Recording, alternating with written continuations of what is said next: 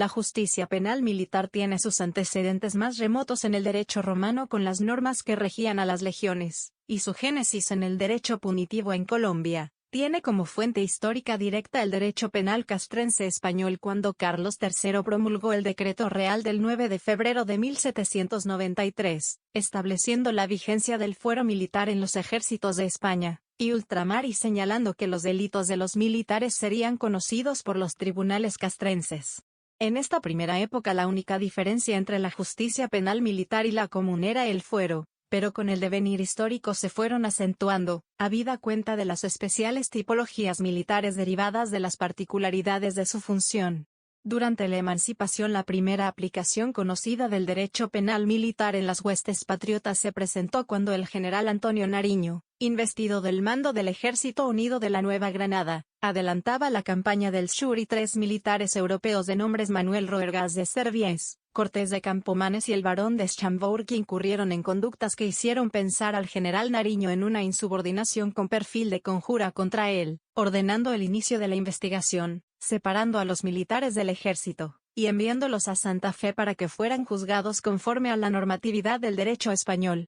En la Constitución de 1811 promulgada por el presidente Jorge Tadeo Lozano, se adoptó la jurisprudencia penal militar española, y se indicó de manera expresa en el título 8 de la Fuerza Pública. La justicia penal militar comenzó a cobrar vida propia bajo el mandato del general Francisco de Paula Santander, el hombre de las leyes, primero como vicepresidente de Colombia en ausencia del libertador presidente, luego en su segunda administración 1833-1837, y por último cuando recibió del secretario de Guerra, general Pedro Alcántara Herrán, el encargo de redactar un código militar que infortunadamente quedó inconcluso por la muerte del autor en 1840. En este periodo llama la atención de manera principal la institución del delito de traición a la patria en la Constitución de 1832 artículo 8, en alusión directa al campo político y no al militar, buscando que no se presentara intromisión de los militares en la política de la nación, estableciendo que la conducta se presenta cuando los militares intentan usurpar el poder político. En 1859 se creó el Código Penal Militar de los Estados Unidos de Colombia, integrado por leyes de la República de la Nueva Granada y de la Confederación Granadina, y mediante la Ley 35 de 1881 se organizó la fuerza pública, y en ella se incluyó la jurisdicción penal militar. Hasta antes de la Constitución Política de 1991 la justicia penal militar se encontraba íntimamente ligada al mando, y los comandantes de unidades tácticas y en algunos casos de unidades operativas, eran jueces de instancia y el Tribunal Militar tenía la función de ser segunda instancia. La Corte Suprema de Justicia ejerce sus funciones en la justicia penal militar y policial a través de la Sala de Casación Penal, según sus competencias constitucionales y legales. Artículo 5 grados Tribunal Superior Militar y Policial.